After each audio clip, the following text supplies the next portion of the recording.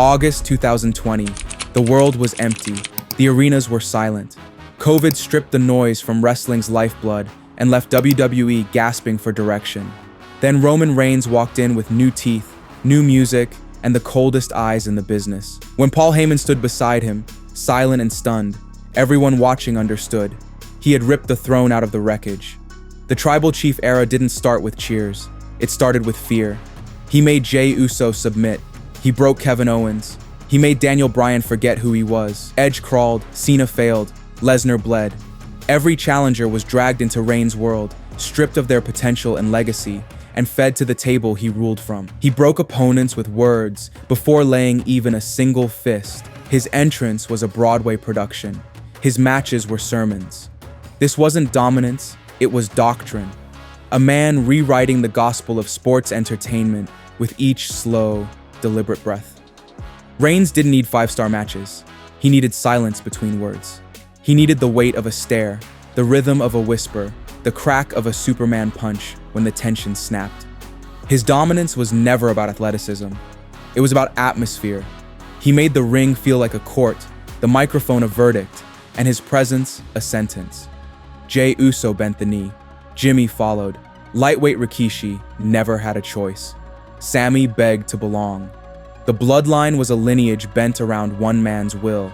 Every storyline bent to him in return. When Roman walked down the ramp, titles paused. Feuds folded.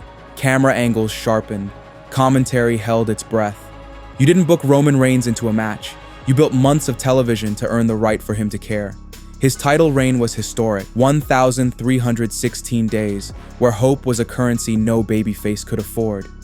WrestleMania main events melted into one another.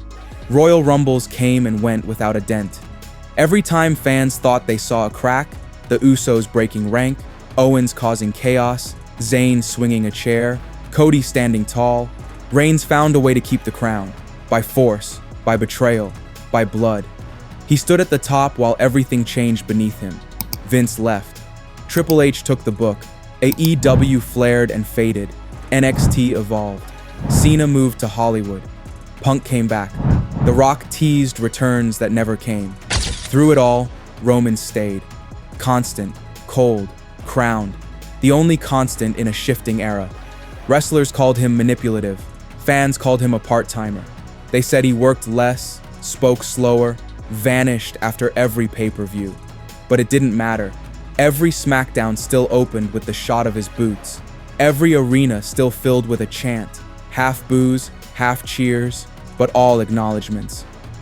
For 4 years, Roman Reigns was gravity. If you were in WWE, you orbited him. If you weren't in his orbit, you were on the island of irrelevancy. He held the Universal title like a weapon.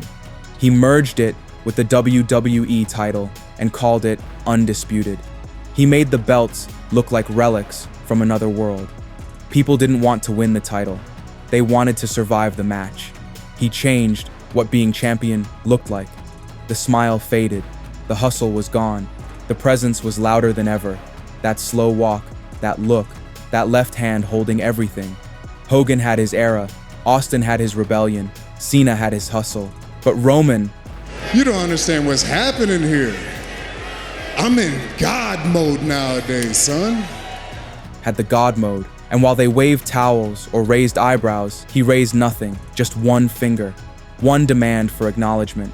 And the audience, willingly or not, gave it. The locker room adjusted around him. Big E couldn't crack the main event. Drew got close, but never close enough. Kevin Owens tried 3 times. Bryan was exiled. Edge tapped out. Seth Rollins got shunned. Even Brock Lesnar came back swinging, and Roman still left WrestleMania 38 with both belts raised above his head, standing over the final boss who never beat him. From 2020 to 2024, every feud fed the myth. Every match layered the throne in fresh bones. Camera angles were designed to make him look like a monument. The entrance lasted 3 minutes because nothing rushed Roman. The Bloodline stories stretched longer than most careers. And the final act of every pay-per-view, no matter who wrestled before him, was the reminder, he's still champion. He's still here. He's still the one. It was a reign of terror in gold trim. WWE became a kingdom, and every division existed to serve the emperor. Women's title matches, tag title stories, even Money in the Bank winners. They all had to explain how their timelines bent around Roman's calendar. And when they didn't, the story stalled. The man who owned the mountain didn't let anyone climb until he was ready to descend. But even gods lose blood. Cody Rhodes didn't finish the story. Roman did. He outlasted everyone, broke every fan theory, tore down every comeback promo with a smirk and a slow, tired, "Acknowledge me." By the time Cody finally won at WrestleMania 40, the victory wasn't just his. It was Roman's gift. The end of an empire delivered by the Emperor himself, stepping down not in weakness, but with the quiet control of a king who had no more battles to prove. The story ended. The belt changed hands. The music faded. And for the first time in 4 years, WWE was no longer Roman Reigns' company. Nothing had been built to replace him. That's where the cracks began. When the man who defined the product disappears, you realize how much of the product was just him. And as Roman walked away from the wreckage he created, the throne he left behind didn't just sit empty, it started to vanish with him. The kingdom moved on without its king. Shows carried on, titles were defended, feuds ignited, but the center was missing. SmackDown had a champion without gravity. Raw had rivalries without a cornerstone. The figure every camera once chased now appeared on his own time, and WWE was forced to orbit nothing. He wasn't gone forever. He returned in flashes, loud, sudden, electric, but never to stay. One night here, 2 months gone, a promo to open a pay-per-view, a match to close a story that wasn't really his. Then another stretch of silence. The tribal chief, who once made the world wait for his every word, was now making the world wait for his return. He left with the weight of history behind him. Cody held the belt. The crowd roared.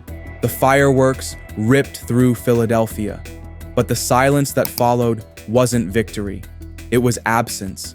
Roman Reigns, the centerpiece of an era, wasn't pinned and forgotten.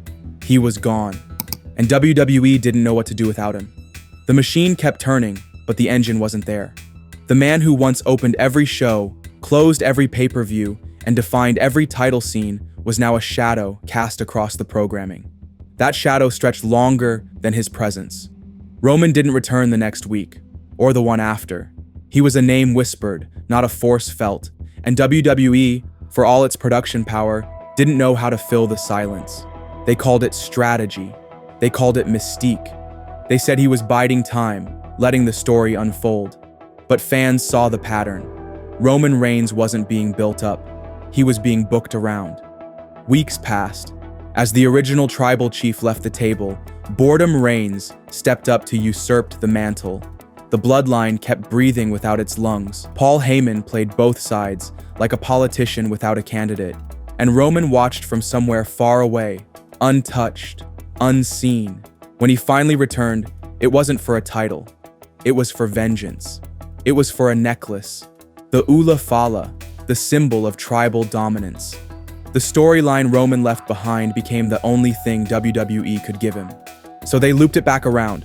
Solo stole the throne. Roman reclaimed it. The end.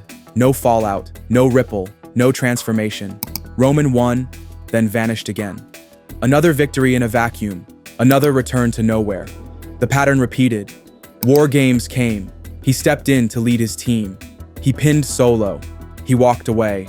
Royal Rumble arrived. He entered late. CM Punk threw him out. Seth Rollins stomped his skull on steel. And just like that, he was gone again. Written off without a stretcher. Erased without a statement.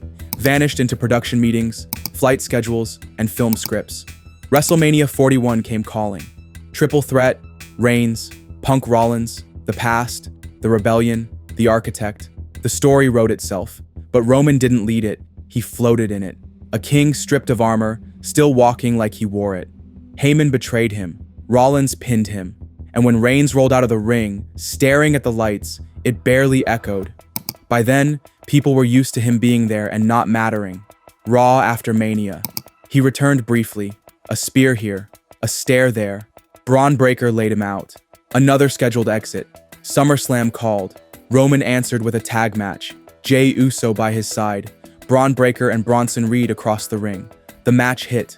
The crowd roared. But by the end of the night, nobody remembered the win. They remembered Rollins' ruse. They remembered Lesnar's return. The tribal chief relegated to the sideshow. August 4th Raw.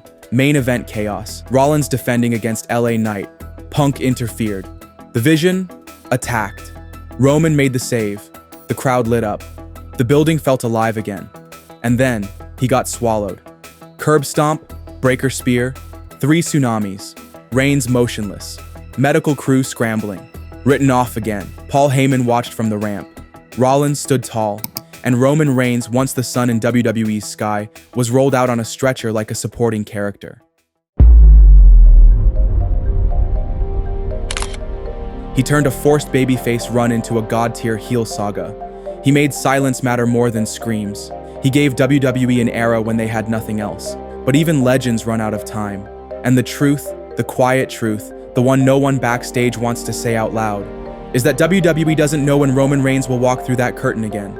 They only know he will, eventually, for something, until he doesn't, because every great reign ends, not with a loss, not with a swerve, but with absence. Roman Reigns was the sun. He lit the entire card, and now he rises when he wants, and sets without warning. The bloodline is history, the title is memory, the schedule is fragile, the silence is permanent. Roman Reigns still casts a shadow, but one day, sooner than anyone's ready for, that shadow will vanish. No final match, no curtain call, no thank you, goodbye. Just one last Acknowledge me! acknowledgement and an empty chair at the head of the table. Forever.